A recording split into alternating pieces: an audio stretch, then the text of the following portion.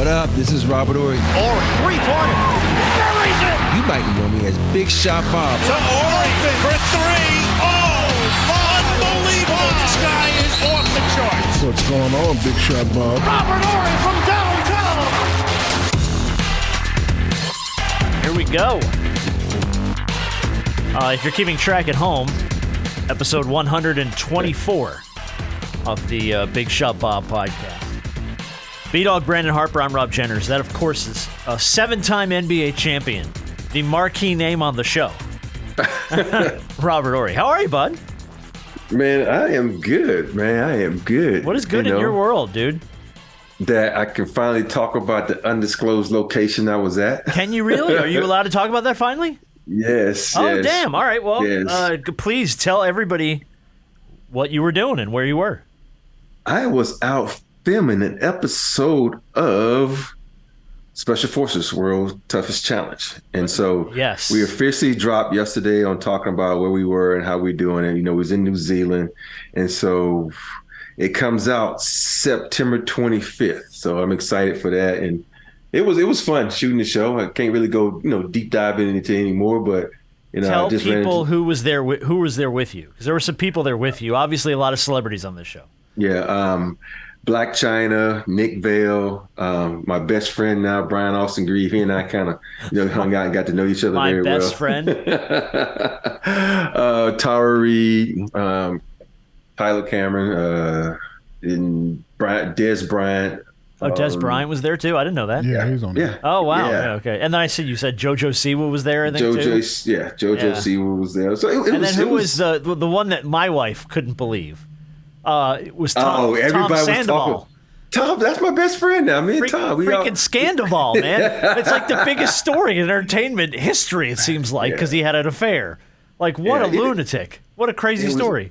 It was so cool, man. Everybody was so nice. And when we got there, we just hung out and just had a good time talking to each other, man. And it was fun. It was fun. And everybody has their own stories, from Savannah to Bodie Miller, and everybody opened up about their stories, man. When we sit there at the end of the day and we just talk. Yeah. And we just, getting to know each other. And it was fun, man. It was really fun. Yeah, so, it was challenging but fun. World's Toughest Test airs on Fox if you want to watch Robert Horry get his rear end kicked by Navy SEALs. and that is the truth, man. It is the truth. We watched the first season of that show. I couldn't when you told us you were doing that show, I couldn't believe you were going to do that. Yeah. Because, those people got their asses kicked. Yeah. Yeah, I just ran into Dwight about it, and we was talking about it, and he was like, wow, you did the show? And he was like, man, it's crazy, right? You think, all the things you do as a professional athlete to get ready for a season, none of the shit you do can prepare you for what's coming, because you kind of know basketball. You don't know what you're going to do the next day, and you just flying by the seat of your pants. You wake up, and all of a sudden, they throw you in cars or they throw hoods over you, and off you go. So it was bananas. It's crazy. I can't wait to see it. I can't wait to see how you did and how the whole thing goes. Well, there's a we'll see. We'll see how it goes. So you didn't get your ass kicked then? Well, That's what I'm hearing. Yeah, I got my ass kicked on a couple of things, but it was tough for me because I didn't tell them on the show, but when I landed, I found out my dad died the day I got there. That's right. That's right. You were dealing with that while you were in New Zealand. Yeah. So my mind, I tried to get my mind right, but some of those things I was doing, all I could think about was, that's the main reason I did the show, because my dad, spent 18 years in the Army, and so I was like, okay, I'm gonna do this in honor of my dad, because I wanted him to be able to see the show, because I was planning on to go to South Carolina when the show, premieres and sit there like, look, Dad, look, so. Yeah. But it didn't get that far. But it was a great experience, like I said. Well, we're excited to see it when it hits TV. World's Toughest Test is on Fox. You can watch Rob get his butt kicked. That we didn't talk about that. Your dad passing. How can you talk a little bit about kind of when you knew, was he in a place where you kind of had an idea that he was gonna pass? Because we didn't really kind of bring it up on the show, and I don't want to go too deep into it, but it's worth mentioning. So well, when I saw him last, he was in the hospital and he was sick. And of course, this lets you know, I remember the first time I ever heard of Agent Orange was in Trading Places. When Eddie Murphy's talking about, oh, Agent Orange, so I'm like, oh, and everybody's like, no, Agent Orange is real. I'm like, so whatever, right? And so he got exposed to Agent Orange, and when he was in Vietnam, and of course, it accelerated his dementia and his Alzheimer, and it just ate him up. And I remember going to see him. He comes to the door, and we are talking. Then a week later, he's in the hospital and had no clue who I am. He's like hallucinating because he had sundown and all this kind of stuff. And it was just sad, because then you would walk out of the room where he is and you go outside of the VA and you have about 15 to 20 vets just lined up in wheelchairs. They just out there sitting by themselves, and the family doesn't come to visit them. They're just sitting there talking to each other. And it was sad in the sense that these are the guys who, gave their all for us to have the liberties we have in this country, all the freedoms, and we kind of discard them sometimes. And like, and the VA is not the best facilities that you can, I've heard give that. people. Yeah, I've heard but that. And it was just sad. And then, but for him, he lived to be 78, had a great life. He enjoyed it. And when I say I have the best parents, you think about how many parents that are parents of people in the NBA or professional sports who are always with a handout and want them to, live the lap of luxury. My dad didn't want anything. I mean, I had to make him move into a new house. I had to make him take a new car. And my mom the same. They never asked me for anything. So I have the best parents, man. Wow. Well, love to your family and to your pops, and my pops' nickname was Juice, and it was just Juice. I love his nickname was Juice, man. Love so that. It was funny. Love that. Yeah. But and then my dad's dealing with heart stuff too, and Yeah. we almost lost my dad last summer. So it's like, if you got your folks in your life, just a little reminder: reach out, give them a hug. Yes, tell them reach you love out. them. If you got old stuff that you're holding on to, let that shit go. Let it go. Life's Yeah. too short, man. Yeah, because of this, man. I with my dad, when I first noticed the symptoms coming on, I started calling him every other day. Yeah. I know a lot of people say, you don't talk to your dad every day. My dad be like, man, I'm watching the Western. I'll call you back. He wouldn't call me back. So I would call him every other day just to talk to him. I do the same with my mom, because they're, my mom's still in Alabama. My dad's South Carolina. Being in LA, you don't get that much time to spend with your parents. So, man, you need to FaceTime, talk to them as much as possible. Well, I know your pops was proud of you, man. I know that for sure. And I never got to meet your dad, but I know he was proud of everything you got to do in your life and everything you got to accomplish. So, thoughts to your family. Speaking of things you got to accomplish in your life, obviously you played in the Lakers jersey. The news broke this week from our friend Mark Medina, who was on the show a couple weeks ago. He was interviewing Jeanie Buss. She said she has, quote, absolutely no doubt that the Lakers will retire LeBron's jersey. They've retired 12 players, Pau Gasol most recently. They don't specify on when. Obviously, it has to be when he's done and when he goes into the Hall of Fame and stuff. But I guess the reason I kind of thought this was a weird story was, has he earned enough in L.A. to get his number retired from the Lakers? Is winning a bubble title enough? Oh, man, don't you put me on the spot like that. Well, I mean, it's not for us to judge whether or not it should happen. Obviously, if the Lakers want to do it, they're going to do it. But I mean, I guess for me, that's always reserved for the greatest that ever played for an extended period of time in a city. I always get and I base everything off Michael Cooper. And it's just so hard for me when you retire guys' numbers and you don't retire Michael Cooper's number.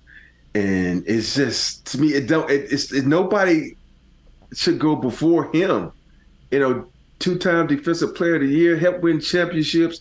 He always guarded people. Magic couldn't. It's just so many things that, and that goes to show you how people in the league and NBA and across it, they don't appreciate defense unless you Ben Wallace or Dennis Rodman. Think about the guards that have played great defense. Nobody appreciates it like they should unless you can score like a Gary Payton too. And I think that's the one thing with him that we don't talk about. I think in one year he even led the Lakers in threes. I think he made like 132 in the season or something. I know that's not a lot, but back then it was. And it's so many things that go on that with organizations. And I just think, if you retire LeBron's jersey retire, you got to retire Michael Cooper's because he's just a Laker legend to me. Yeah. No. And I think the Lakers are only doing this. I think it's easy for Jeanie to say this now because of what she hopes is to come, which is more titles to kind of validate what she's saying now. Yeah. Which could then change my answer. First off, we still on this bubble ring thing. A ring is a ring. Because if it was going to get scrutinized, we shouldn't have played basketball to begin with. We should have just sat in the pandemic sportsless. But people beg for basketball and sports to come back. You don't get to ridicule what it looks like coming back. But no, I think because he's LeBron and obviously he became the all-time leading scorer in the Laker jersey and past. So you have these moments.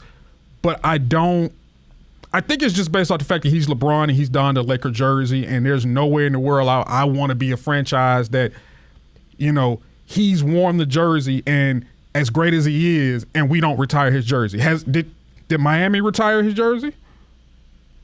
No. Then they went to four titles. Yeah, they won two titles. They went to, I think, 3 or 4 NBA finals, right? So I think the Lakers look at it like we had LeBron, and there are a lot of, him. He became the all-time leading scorer. He passed up another Laker in Kareem. It may just be that moment, though. But that's not enough. I don't think I just, because of how great he is, I don't think it's enough for the Lakers to retire. The Lakers are that's another level. That's another level. I can understand, him retiring his jersey in Miami. Cleveland. Yes. Of course. He was born and raised in Ohio. He's got ties to the community. He won his title, went back home, all that stuff. You know what I mean? So what's next? Are they going? Don't tell me they're going to put up a statue. No. I bet you they do. You think the Lakers put up a LeBron James statue? I bet you they do. I put it to you like this. Wow. If he's going to have to win a few more titles in order for me to say that he should have that honor, and that's really just retiring his number and putting up a banner. That statue better not, and I promise you it better not go up before a Kobe Bryant statue. Better no, I mean, they've got to have Kobe Bryant statue's got to be in the works at the moment. It should be up now. It? Yeah, it has to be happening very soon. 2 of them. 8 and 24. I don't. Yeah, maybe some sort of double statue or something. No, I don't put know. 2 of them up. You want 2 statues? I need a fro Kobe and I need the bald Kobe. Yeah, well, he got both his numbers retired, so why the hell not? Why not do 2 statues? I would be shocked if the Lakers built a statue for LeBron. I mean, it's a monumental moment to surpass the all-time scoring leader in a Lakers jersey. I get that. If you want to retire his number for that, cool. You put up a statue, I think this whole conversation goes a whole nother way. Yeah. I think it's probably just too much. There was some Bleacher Report this week that I want to get your take on. They did a little breakdown of who's every team's weakest link in their starting 5. The Lakers was Rui. If he gets the start over Vandy, Hachimura doesn't provide the playmaking of Russell Reeves or LeBron, and he certainly won't move the needle defensively like Anthony Davis. In this role, he'd be little more than a floor spacer. That was their take on him. I would love to know who write these reports and just idiots like me who have never played basketball. Did you not freaking watch the playoffs? Rui was their best post-up player. He can score mid-range. He has this. It's like, what the hell were you looking at, man? That's not the Lakers' weakest link. That's by far not the Lakers' weakest link. So it's just weird how these dumbass reporters think they know basketball. I guarantee this guy that wrote this, you put him on the free throw line, so you got to make 2 out of 10 to survive. And he won't survive. Hell no. Hell no. It's just something for people to write up to get the pot stirring. That's the reason we're talking about it now. Because we've granted them what they wanted. It's a point of conversation, just to go. Okay, well, where what do they need to address then? To me, I think the Lakers. I think they addressed a lot of things. They needed another big, and they got that. I think they need to get a strong-minded point guard in there, and what I mean by that, someone who's going to take the ball out of LeBron's hand, run the plays, and be consistent on the defensive end. And to me, that's what the Lakers really really need. And you know, that's why when they had the chance, I keep harping on this, when they had the chance to get Conley, I just think he would have been the perfect fit for the Lakers because, you know, him and Holiday are two guards that I love in the NBA that are strong-minded. They play good defense, and they put their teammates, even though they play with superstars, they don't give a shit about the superstar. They put them in the right position to be successful and everybody else on the team. Yeah, we always talk about getting that point guard that can take the ball out of LeBron's hands, but it always reverts back to that ball being in LeBron's hands. Like, it's good to talk about, but I think when it comes down to it and the moment and the lights get bright, you know that ball is going back in LeBron's hands. It always does. It always does. And a lot of times that's whose hands you want it in. I was going to say, isn't that where you want it? Unless it's... No, not me. I want it in AD's hands. I want AD on the block, and I want it in his hands. Well, I get it, but as far as like facilitating the offense, yeah, it's from the standpoint of there's only maybe a few, and you probably named a few, point guards where you can say, I'm cool with the ball being in his hands to facilitate and orchestrate the offense and it not being in LeBron's hands, but we never can get our hands on those point guards. So it's going to be in LeBron's hands because he's the guy that you trust to make the right decision or get the ball to the guy who can make the right decision. Yeah, I would have mentioned Chris Paul, but I just think Chris Paul is, you know, I'm just afraid he's going to be on the injury list a lot because he's, 40 years old now? Nah, he's 37, 8? Something like that. Yeah, 38. Like I said, 40 years old. Pretty much. NBA years. Well, hey. NBA years like dog years, man. Well, hey, let me stop because we said we wasn't going to pick on him no more. I'm gonna stop. That's okay. No, we're not gonna shut on Chris Paul. No, I was going to bring up somebody else, but leave it alone. Westbrook. Somebody that's in a Laker jersey. We promised Rob he wouldn't say anything else. No, now I need you to say it. You talked about Chris Paul. You talked about not knowing that Chris Paul is going to stay healthy. I was going to say, well, hell, join the club. AD don't stay healthy. He's 28. He's always that's. Hey, you gonna get up? I'm riding with AD. That's my dog too. No, dude, I got it. That's my dog too. I get it. I just don't want to keep seeing him in street clothes. Yeah, Captain Street Clothes. Chemistry close. The NBA threw a warning at Damian Lillard's camp this week. I just wanted to put this on here. It just made me laugh because it was crazy. Mm-hmm. So obviously he's sticking to his demand to go to Miami. His agent's name is Aaron Goodwin. And he made it very clear on the record with the Miami Herald in July. Some teams I did call, other teams have called me. It's a respectful relationship with most teams. Truthfully, he wants to play in Miami, period. So the NBA had to basically say, hey, you can't do that. You have to negotiate in fairness with every NBA team. You can't just go, we're not going to talk to you.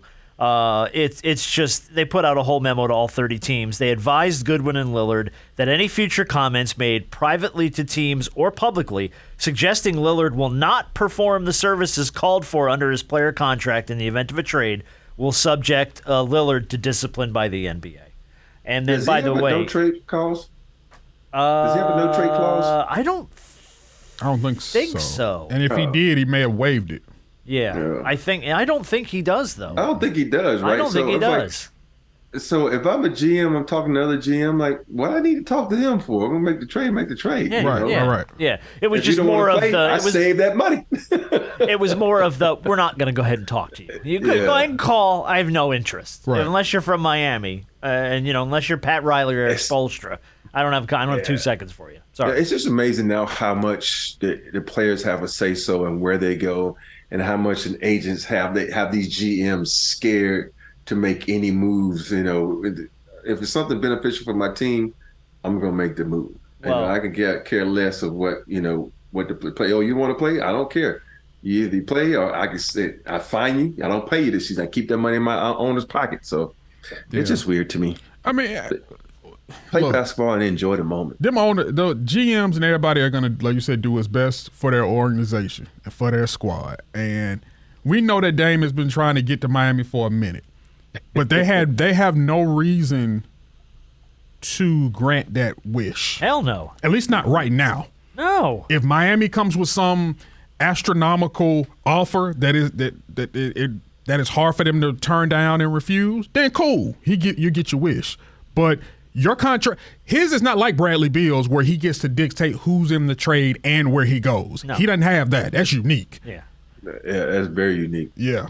Well, Joe Cronin, the Blazers GM, just said, "I'll wait months." It's been months. I'm in no right, but even more so. No, right. 4 months. I'm not in a rush. I'm not trying to dish him off either. for peanuts. If you're gonna make it like B said, if you're gonna make it worth my while, I'll make the move. Just what it is. I don't care. I would have a list. I would make a list of everything I wanted from every team. I said, don't come at me unless you have something greater than this. Oh, yeah. Boom. Yeah, the phone rings and it's whoever. The Grizzlies. Okay, great. Here you go. Here's my hit list for you guys. But see, This is who we want. again, a lot of this I also put the blame on Dame because Dame could have possibly been out of Portland earlier than this. He's the one that played around. And look, I understand. We know you're loyal. I'm not questioning your loyalty. But at some point in time, when you feel as though your organization is not doing enough to put around you in order to compete, it's been going on for years now.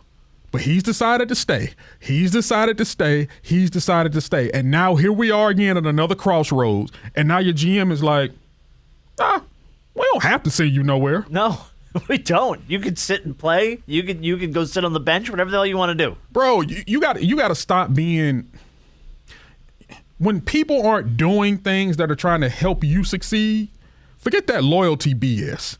Because when the NBA wants to get rid of you, you think they're going to say, you know what? You've been loyal to us. We're just going to hang on to you. No way. It ain't about loyalty. It's business. You do what's best for you and your business. You're going to make your money.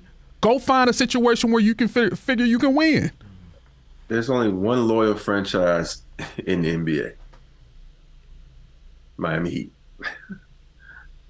And I say that because, let's be real now.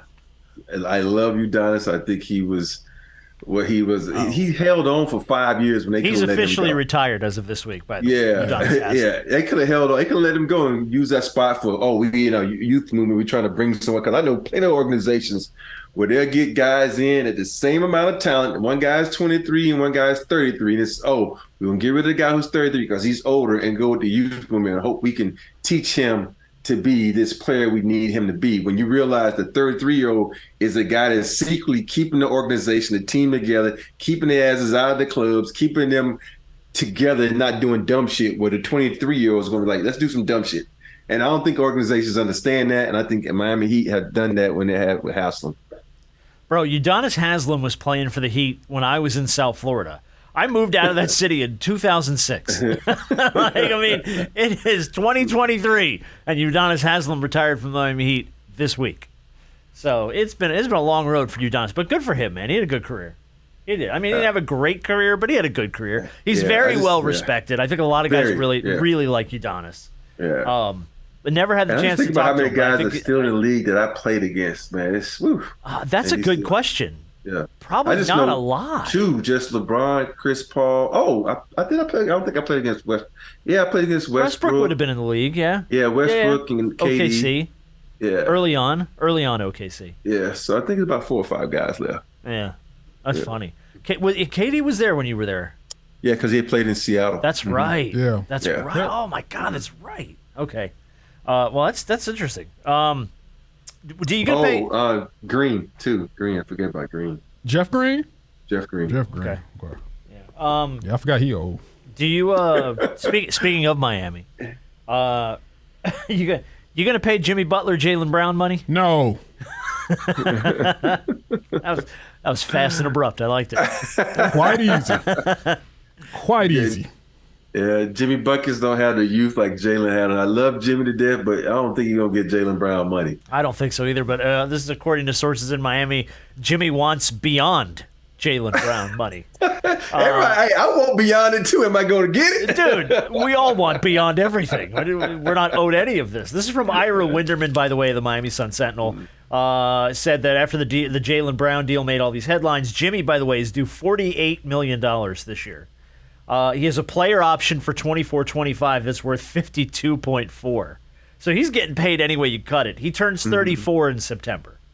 So if he's 35, if he doesn't take his player option, which I would be stunned if he didn't, let's say he's 36, and he's looking to make Jaylen Brown 26-year-old money? No. How you going to pay Jimmy Butler that kind of money at 36 years old? No. You're not gonna get And it. I love Jimmy. I think Jimmy is a dog, man.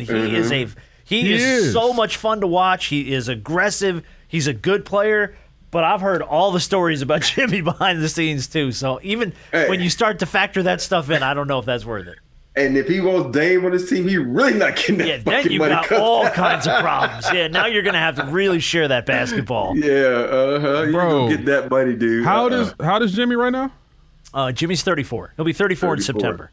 Bro, you good making at the end of your contract making the 52. 52.4 in 2 years. By the way, next year's 48.8. So you're owed $100 million in 2 years over the next 2 seasons. What about that says I have to get paid more? Because Jaylen Brown got more? And I get it from Jimmy's perspective. I'm a better player than Jaylen Brown in my eyes. I can outplay Jaylen. I've had more experience. I've had more success. It's about timing, and it's about when you're drafted, and as the league is going to go on, there are going to be a lot of guys who you say that you're better than that are going to get more money than you. Getting more money. This narrative about getting more money has nothing to do with somebody being better than somebody else. Exactly right. It has everything to do with timing. But that's how every one of them view it. And they're in the league, and they still view it this way. Y'all know that's not the way it works. It's so weird. So many guys. It's like it's going to happen. It's going to happen. It's always going to happen. It's going to keep happening. Because you know how many guys in the league make more than LeBron James? Oh my God! And they not have a bigger draw. It's like so. It's just going to happen, and this is the way it is. Pretty soon, this is going to sound weird, but somebody you got a teammate that's going to be making more than Jaylen. So yeah, like that. Next year, right? Next year. But see, exactly. But see, you wouldn't gripe about Jason Tatum next offseason being the highest paid overall because does Jimmy think he's better than Jason Tatum? Yeah. Jimmy. I was going to say, in Jimmy's mind, I think Jimmy thinks he's better than almost everybody. Better question in the league. is Jimmy. Do you think Jimmy Butler is better than Jason Tatum? No. No, Tatum is a better scorer. Not right now, no. Okay. And I think Jimmy's great. Jimmy, he is. Man, he's phenomenal. It's timing, guys. It's all about timing. All right, everything is timing. Since we're on this conversation, I'm going to pull this point from another portion of the show here, but I want to move this over because we're in this conversation. Upcoming supermax deals, because we just talked about this. So here you go. Ready? Here's who's coming up. 2024, Giannis is eligible for 5 years. $334 million. That's an average of $66.8 million. That's Giannis. That's Giannis. He will get it, and he deserves it. No question. He Deserves it. Let's move on. Yep. Jason Tatum, you just mentioned 5 years, $334. He's due it. $66 million a season. Yep. He'll get it. 2025, Joel Embiid is eligible for a 5-year supermax deal at $367. That would mean Joel would be making an average of $73.4. He's the franchise guy a season. Yeah. At that point, if Philly has not won a title and has not really been in contention for a title, you still going to pay Joel Embiid that kind of money? No. I wouldn't. And the only reason because you need to save some of that money to bring in someone to put with him. You're going to have to do something. Yeah, it's going to be hard to, I'm not saying he doesn't deserve it. No, not at all. But in economics. order to win, and plus we don't know what the CBA is going to be, whatever's coming up with that. But it's just going to be hard to. And it's so funny how we put everything on, championships and getting to the finals, and he hasn't been there yet. So it's like, okay, but did you give him this so he can, push him to get there? It's just a confusing thing for me. To me, I'm like, yo, yeah, you worth it, but I can't give it to you, dog. Yeah, I just can't because you haven't taken us to the promised land. But a lot of this also, the money that you're worth, like you said, it's not always about the titles. You also got to factor economics. Yeah. You have to factor that jersey sales, the butts that these guys put in seats. Owners are about if it makes dollars, it makes sense. So if you're boosting the economy of the city, you may not have won. But if you're putting butts in the seats, if you're the one that are selling merchandise and you're putting money in my pocket, I'm going to put money in your pocket because if I don't, what better is there out there? Yeah. Where are you going to go? Right. But I mean, it's to Rob's point. If you give him all that money and he hasn't gotten you there and you don't know if he's going to be able to get you there and you have no available dollars to go out and get another point guard or another forward or somebody to play opposite him in some way, then what have you spent the money on? You've spent the money on him and the name and the namesake to try and get people in the building, but eventually that's going to come down. I mean, the less time you don't get to a finals, or you're not a contender, or you can't finish out an Eastern Conference Finals, that money and that number, that return starts to diminish. So I don't know. All right, the last couple on my sheet for extensions. 2025, Luka Doncic is going to be owed the same. 5 years, $367 on a supermax deal. No question. Luka makes $73.4 a season. I think Dallas does that. Mark pays him that money, right? I think he does too. Okay. I think that is another Joel Embiid one right there. See, I don't think yet. Yeah. I don't think yet. I do. Do you? Like, this year is going to be the telling year. If him and Kyrie can work together and they can make it to the playoffs and they can do some damage in the playoffs, and then we'll see. But that's right now. That's one that's like on the outside for me looking in. Oh. And because it's like certain guys. Is he worth it? Yes. 100%. Does he get it? That's my whole point. It's like you just can't give it because the guy's worth it. Because at the end of the day, we all like to win. We all want to hold up that trophy. Mm-hmm. And if I keep paying you all this money just to, keep you satisfied we ain't winning, my goal is not being accomplished. That's true. I'm failing. Each and every year you fail when you don't win a championship. But and that's why I think a GM makes his money.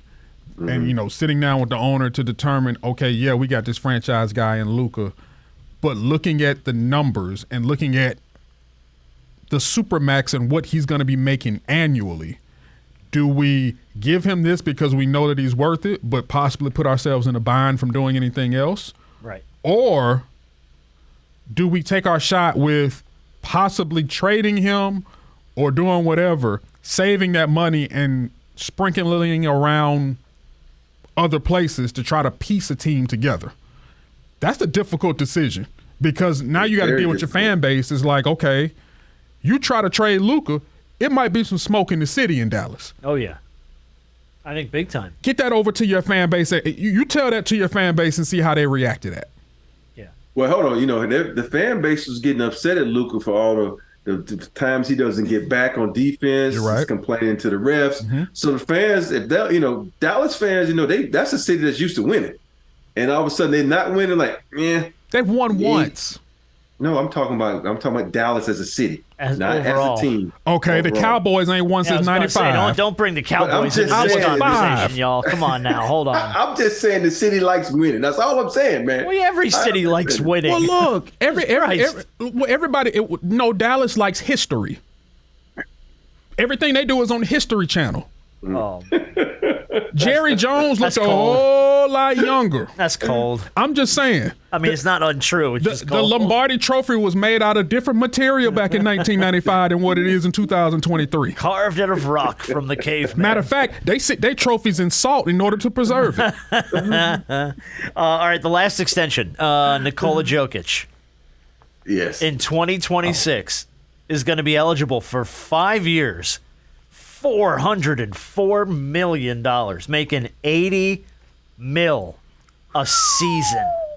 And I think there is no doubt that he gets that from the Denver Nuggets. He's going to get it, but to me, he reminds me of Yao in the sense that his body ain't going to last that long, man. Dude, I hope it does because I love watching him play. But to me, you just look at his body. He's an aggressive player. You've said yes. that. Mm-hmm. And it's like, I think we had that happen with Shaquille even, where it's like there's only so much you can do to your body physically over an extended period of time before stuff just starts to give out. How old is he? Yeah. Jokic is 26, I think, if I'm not mistaken. Here's the difference that I see with him. And because we talk about how slow he is, but how his pace dictates everything. Because we've questioned, there haven't been many players throughout this history who have been able to move like he is and to be able to control the pace of the game and literally control everything. Because he's not a high flyer and his game is not predicated on speed, but it's predicated on getting the spots, knocking down shots, passing the ball, because he might be the best passing big man in the league. I think he can, with stuff like that, he can last a little longer than, say, somebody like Shaquille, whose game is predicated on power. Yeah. Yeah. 28, by the way. Jokers, 28. Those 2 years make a little bit of a difference. They do. Because when he comes due for that $400 million, he's going to be 30 years old. Yeah, it's tough. I just think because of his game, you got to start looking at some of these guys' game. Yeah. And look at it like, okay, your game is going to diminish because of where you are right now because your explosiveness is predicated on this or is predicated on that, whereas somebody else is predicated on getting to a spot or it's much more methodical than this guy over here. So he may last a little longer. Right. Well, I say that because he plays. He's not like a lot of these guys that take off. He plays. And it's a difference from him. Like, you think about guards. They go from top of the key to top of the key. This big is going from baseline to baseline, and he's bringing it up. People, it's not about him jumping; it's about the movements that he is doing on the court. Right. Bringing it up. Going to the basket, now having to get back. It's like things like that. It's like I think because bigs like him take more steps in a game than littles. Yeah, they move. And because you got to run out to the pick, they had to run to the basket. It's much more. It's little things like that. What I'm talking about, it's gonna wear on his body little by little. But I love watching him play. But I just want to. I just hope his body holds up because he just reminds me of Yao, and he's just gonna eventually be like, okay, him, the Flying Dutchman, all these guys who don't take care of their bodies. He's going to be able to hire some good doctors. He's going to have some money in his pocket. So I think he's going to make it work as best he can do that now. Sure. Yeah. Well, that's true. It's not like he's scraping Did he by. just win some horse race and he was like dancing? Oh, yeah, he did. Yeah, it was actually shirtless Nikola Jokic on my timeline this week. And I'm like, let me ask That's something. what I'm saying, right? Let me throw something out there. Uh-oh. And this is not based off anything. Well, maybe off something. He is a guy, I think, that loves the game of basketball, respects the game of basketball, and has been very successful, obviously winning the title this year. But I also think he's a guy that has other things that he loves more than basketball, like his horses or other things, within his country that he may want to go back and do. Who's to say, and I know folk don't walk away from a ton of money often, but who's to say he's not the type of guy that says, you know what, this basketball thing is only for a finite period of time, and I might just want to go do some other things. How do you walk away from $400 million? I'm not, but he seems like the type of guy who...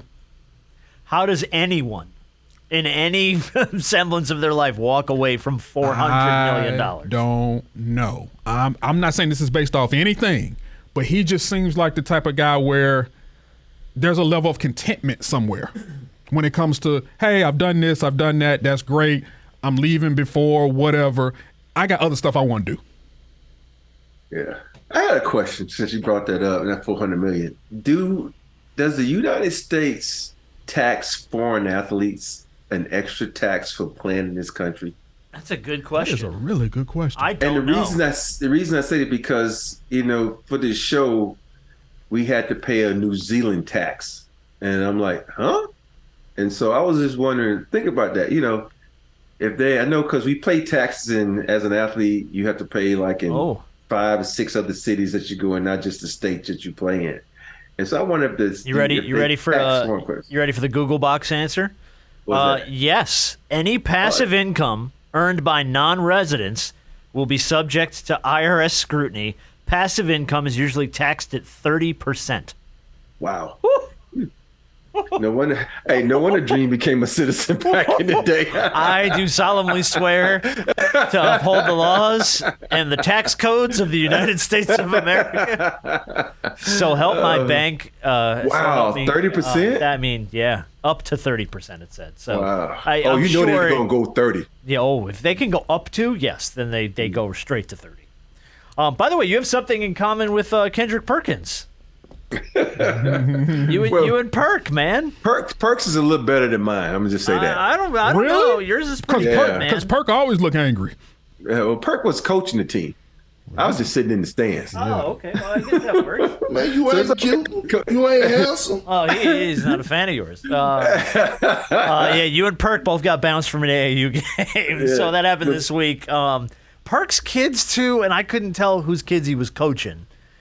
They look young. They were young. That was the other thing, too. Yeah. It was like you got bounced from Christian's game, right? Mm-hmm. The high school game. Yeah, that's high school age, teenage kids. He's out there fighting with a ref in like Pee-wee AAU. Like those kids like 10 years old. Perk's out there yelling at people and throwing insults. And I mean, like, bro. Refs are sensitive. I don't blame him. I said, for Perk, he said, this is what Perk said. Perk said he was trying to get an answer. Oh, I got it. Yeah. So why? Here's and the ref wouldn't talk to him. Here's you got it? Okay. Here's Perk on NBA Today on ESPN explaining what happened. I'm trying to ask the ref a question on why did he eject one of my players, and he would not talk to me. So when he didn't give me an answer, I blew off the gasket. I'm pissed off at this point. I'm calling for the director of the tournament because he tried to kick me out the gym, and I'm holding up the game right now. Look at him standing over there in the corner. 5'6" with them 17 shoes he had on.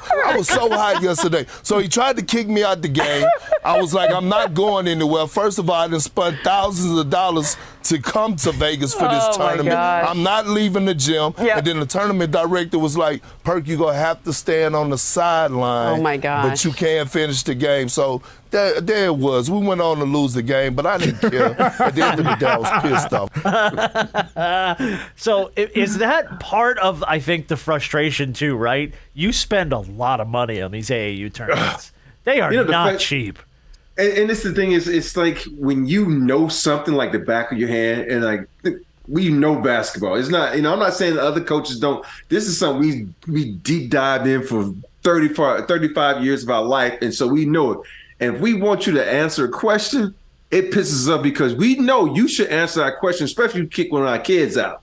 And that really, it's easy. I kicked him out because he said a cuss word, and you be done with it. But no, these guys want to catch an attitude. And they say, okay, it was my time to shine and make this NBA player, former NBA player, fold to me. So I have a question. I don't know if it's a fair question. Mm-hmm. AAU athletes obviously aspiring to be NBA players. Are AAU refs aspiring to one day be NBA refs? No. Like, are they trying to flex their muscle on these kids to be like, look, I can keep these kids in check. I could ref pro level if I want. Man, these AAU refs, I think they get maybe like $20 to $40 a day. And I think they just do it because they like watching basketball. So they're frustrated too because they're having to deal with parents and angry people and and it's so funny. Like you see these same refs at some of these tournaments here in California, and you get to know some of them, and they be like, "Hey, I'm just here because I want to watch." And they, some call it right and some don't. That's what the ones that you like, hey, I had to call it, man. I don't want to call it. I had to call it. And those are the guys you get to know. But those ones who are just assholes and they just do stuff just to be dicks, that's the bad part. I hate to say it like that, but some are just straight assholes. I've watched some games where the ref doesn't even run down the court. He walks down the court and calls a play, calls a call. He didn't even cross half court yet. He's still at the free throw line on the other end. And he calls a call, and it's just like, dude, get down the court and do your job, For $40 a day, I'm not running. It's frustrating. I'm not running for $40 a day. We had this conversation before the show started. I'm not running at all. Forget it. Like, if I have to go upstairs twice, I'm pissed off. I'm like, come on. Get all your shit down when's here. When's the last time you ran? Like for fun? For exercise, I guess. For a jog, you no, I do. Football, softball. like down, by the house we have trails through like the woods and stuff, and I'll go out and jog and do about 4 or 5 miles. It's a jog walk combination. God bless you. A lot of it is walking, but I'll do that. If I'm not working or I'm free, maybe I'll do it maybe 2-3 times a week. But I'm not full on. We just out here running? Absolutely not. Sorry, that's not my ministry. See, I tell my cardiologist I run 3 times a week. I run my ass to the fridge and I run my ass back to the couch. That's about as far as I go. The two Robs, we got bad tickers, man. So we've had things. It's just so we gotta stay healthy. We gotta do what we need to do and stay out there. Like Me lately has been the Rose Bowl. I've been on this jogging kick, and yesterday was the first time I got that thing called runner's high. I'm like, oh shit, I missed this. Right. And like the day when I woke up, I'm like, yeah. oh shit, that runner's high. And I'm like, mess me up. I'm sore as shit. Yeah. I do remember that because I did run track when I was in high school. So I remember the whole, like when you catch that runner's high, you're not even affected anymore. But that seems like a lifetime ago. Because it's just like what you have to break through to get to that is misery. It's just hours of running where you're just like, someone kill me. Just hit me with a car. I'm good. Just a car clip me and put me down. I'm fine. A couple good stories, and we're going to get to jump ball, which is our game this week. Good to see Bronny on the mend. Bronny's home. Yes. Saw the videos and pictures and stuff on Instagram. So, and we talked about it last week that, you know, maybe Sharif reaches out to him. I saw Sharif on Good Morning America talking about the fact that him and Bronny were talking, and he told Bronny, he's like, listen, man, you know, just I know this is really hard, but sometimes basketball takes a back seat. This might be one of those cases. And, but it's just good to see him home. It's good to see him, you know, doing well. He was playing the piano. Him and LeBron went out somewhere. So just good to see him on his feet and out of the hospital. It's a good thing. The fact that he's out and about and looks good is, you know, is a you know, it's hard to lose a child. I know this guy was, you know, but, you know, I'm just happy for him. Yeah, I am too. I'm just glad he's feeling better. So I wanted to mention that before we moved on. And our big shot of the week this week is going to go to a young man named Parker Bond. He's an Arcadia High School senior in Phoenix, Arizona. Here's why. Parker has a teacher named Mr. Guy, a dude that he genuinely really seems to like. All the students really love Mr. Guy, but they've noticed Mr. Guy hadn't been acting like himself lately. They kind of asked him what was going on, and he said his wife, Angel, had to undergo open heart surgery, and it had kind of taken a financial toll on him and his family. So Parker did the one thing we love to talk about on this show. He just said, well, then I'm going to start a GoFundMe and see what I can do. And he raised a couple $100, and within about a month or so, it was up over $10,000. Wow. So he just basically said, this is Parker. The young man said, we need more acts of kindness, no matter how small or large. And his teacher said, it kind of made me cry. The people are so kind, and the kids are so kind. So that's dope. Just a big shout of the week to that young man for going, hey, look, maybe if it's only $500, it's $500. And then as soon as it caught on, turned into 10 grand. Yeah. Those medical bills are going to get outrageous. I'm so happy that, you know, think about teenagers at that age. They're in their own world. They barely notice anything. For him to notice that one of their favorite teachers is down and out, that's just a big shot for him to just be his awareness of his surroundings. So, damn straight. Yeah. Pay attention to what other people are going through. Man. Yeah. You never know. All right, let's do this week's game. Uh-oh. It is called Jump Ball. And this is pretty easy. We're gonna go through some stories that were in the news this week. And I'm gonna throw you some questions. You just gotta guess true or false. Very easy. You'll enjoy it because it's just fun, hopefully. For instance, we're gonna go to Drake out of the gate here. Drake got assaulted. Have you seen that Drake is being assaulted by bras lately? Yeah, they're throwing him up on stage during his concert. Yeah, they're hauling him up on stage. He got hit last week with a 46L. I was like, what? Here's the audio of Drake. 36L? 36L.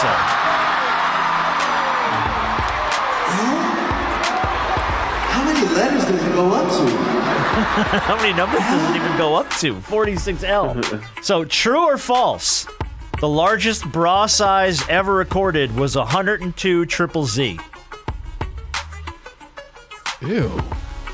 Ew. Yeah, because there is a point of this is too much. There's a point where it's got to become. I'm pretty sure this is way past health issues. So, true or false? 102 triple Z. I say true. I say true too, just because it's specific. 102 ZZZ. Yeah, well, then you're both right. It is true. Good job. Yeah, 102 triple Z. At what point though are you like that's enough?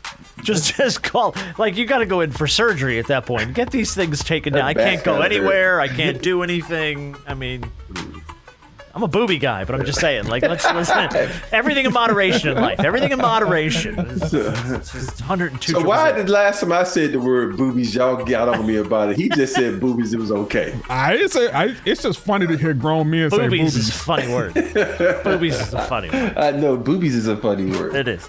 All right. Paul Rubens passed away this week, best known as Pee Wee Herman. He passed away? Yeah. He passed away at age 70. Man. He was very private about the fact that he had cancer. And I guess he's been fighting this cancer for a while now, several months, and it just kind of caught him. And he had posted something a few days before he passed saying, "I'm really sorry that I haven't shared what I've been going through, but I was hoping to get through it, and unfortunately he didn't." So we lost Paul Rubens this week at 70 years old. True or false, Morgan Freeman got his start on Pee-wee's Playhouse? True. Rob is saying true. Heck if I know. Okay, true. Both saying true. No. Now, Lawrence Fishburne got his start. Oh, on I Pee-wee's knew it was one of Playhouse. them. Oh. No, it was Morgan Lawrence Freeman. Fishburne. Yeah, Lawrence Fishburne got started as a cowboy on Pee-wee's that's Playhouse. right. That was, I think, his first role. I remember it was someone. I just couldn't realize. Yes. And the great Phil Hartman as well on that show on Pee-wee's Okay. Playhouse. Pee-wee's Playhouse, extremely weird show. Extremely weird show. Pee-wee's Big Adventure, I feel like, is an underrated movie, though. Yeah, It's ridiculous. It's underrated. It's ridiculous and stupid, but it Yeah. makes me laugh every time. Yeah. Mr. That Herman. bike. Paging Mr. Herman. All right, If people they like... redid it, you know who has to play it. Who? I don't know the character's name, but I just know him from Sheldon Cooper. Oh, yeah, Parsons. Jim Parsons from The Big Bang he would have Theory. to be. Yeah, he would you have to could probably play pull it. off a Pee-wee. Yeah, you probably Yeah. could. All right, people like Jimmy Fallon, Justin Bieber, and Madonna are listed in a huge NFT civil lawsuit this week, alleging they use their fame to inflate the price of the Bored Ape NFTs. I really don't even understand NFTs. I just know that people spend a weird. whole lot of money on them. They're very odd. True or false, the most expensive NFT ever sold went for $91.8 million. That just sounds too much money. I'm about to say it's specific to 91. I'm going to say true. I'm about to say false. Harp. It is true. $91.8 million went for PAX The Merge, which sold in December of 2021. I don't even know what the hell it is. I don't even understand it. It's a collectible for people who have this kind of money burning a hole in their But pocket. it's like you own but don't own. You know what I It's the mean? weirdest thing. It's like I tell him, I say shipping 91 million. You could come here. I say you one of my kids. Oh yeah, no, yeah, y'all that's moving into the house because for 91 large, yeah, no thanks, yeah. This is the best explanation I've ever heard of NFTs. I can't remember who said it. I apologize. Someone said it's like if you went and bought the Mona Lisa, and then you were like, oh, so I own the Mona Lisa, I could bring it home. They're like, oh no, fuck no, it stays in the museum, but we just basically tell people that you own it, but it stays here. You can't do anything with it. I'm like, that's what NFTs are. I'm like, okay, no thanks, I'm all the way out. I'm good. You don't need any more money. Not fucking true. That's what I say. Exactly. Yeah, damn right. Damn right. All right, number 4. We're currently watching the U.S. women dominate in the Women's World Cup. The women have won 4 titles. True or false, the U.S. men have never won a World Cup title? I thought they won one. The men? The U.S. But men's I Oh, would no, say, oh, I would say no. They've never won. No, they've never won. They've never won because foreign countries are just too damn good when it comes to soccer. The U.S. men have never even been in a final. Yeah, I remember they've that. never even advanced to a World Cup final. Because they're in the payment dispute between the men and the women, one of the things that came up was the fact that the men have never been close to winning. Never even been to a final. Yeah. Never even. Women have won 4 in like the last 20 years or something. It's crazy. All right, the NFL and CBS announced Tuesday that this season's Super Bowl will have a kid-centric presentation on Nickelodeon. They're going to broadcast the show on Nickelodeon and put all the graphics and stuff over it so kids can get into football. True or false, actor Tom Kenny has never won an Emmy for voicing SpongeBob SquarePants. True. False. The point goes to Robert Horry. Oh, dang. He's won 2. He's won 2 really? Emmys for voicing SpongeBob. I thought this was one of these trick questions. No, obviously one of like the most definitive cartoon character voices we've ever had in SpongeBob. I can't imagine the strain on that man's voice when he's done. I know it, right? Like, dude, forget it. And the only reason I know this is because that was my daughter's favorite show. And she hear that SpongeBob come on, she would run to the TV. Are you ready, kids? Yeah. And even like the craziest thing about that is My daughter still likes SpongeBob. SpongeBob's been on for damn 20 years. My daughter will watch SpongeBob, and it's like, God, it spans generations. Crazy. A small town on the outskirts of North Carolina has an issue in story number 6. People keep stealing the town's sign because the name of the town is Sextopolis. True or false? True. I say true too. It just sounds too funny. No, that's not true. But there is a town in North Carolina called Horny Town, North Carolina, which is ridiculous, and I would steal the sign to Horny Town, North Carolina as well. The Hangzhou Zoo in China has been forced to speak out and deny that their Malaysian sun bear is just a guy in a bear costume. Because apparently when people come to the habitat to see the bear, he stands up on 2 feet, and he'll do stuff with his arms, and people are convinced it's a man in a bear suit. They've denied that, showed video and all this stuff. So true or false, a Chinese panda bear can poop 62 pounds per day. Dang. True or false? I'm gonna say that's true, because the way they be eating them vegetables, that roughage, I know it be moving through them, boy. Woo.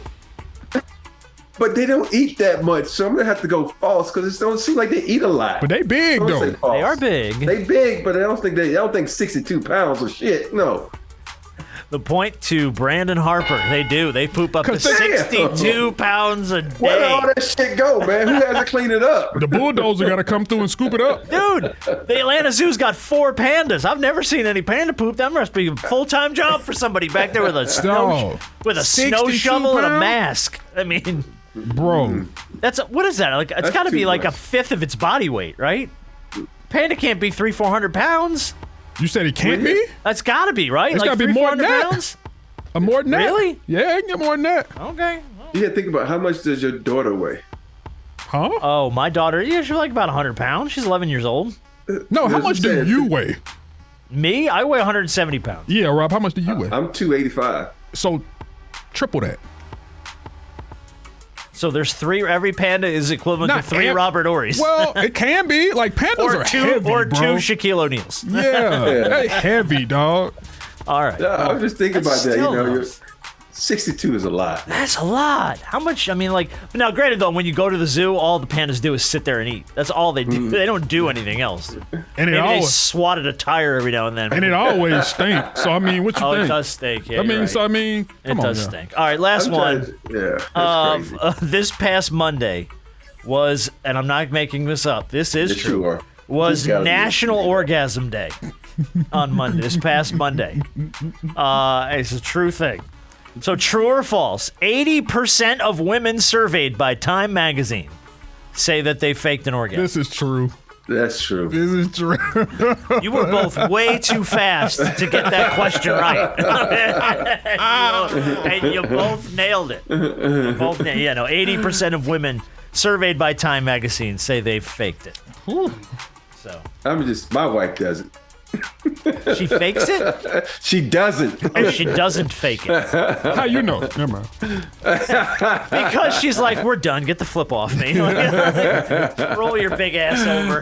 Because it doesn't happen. No, I'm just kidding. Oh, well, there's the truth. I'm totally kidding. That I'm truth totally hurts. kidding. That Oh, truth my just goodness. is painful. That is Matter of just- fact, I'm going to throw a leg over right now. Oh, Time for no. a break. That's not good. Hold on, wait a minute. It's not just when you come, like it's how hard you come. Yeah, we might need to put this shoot around on pause.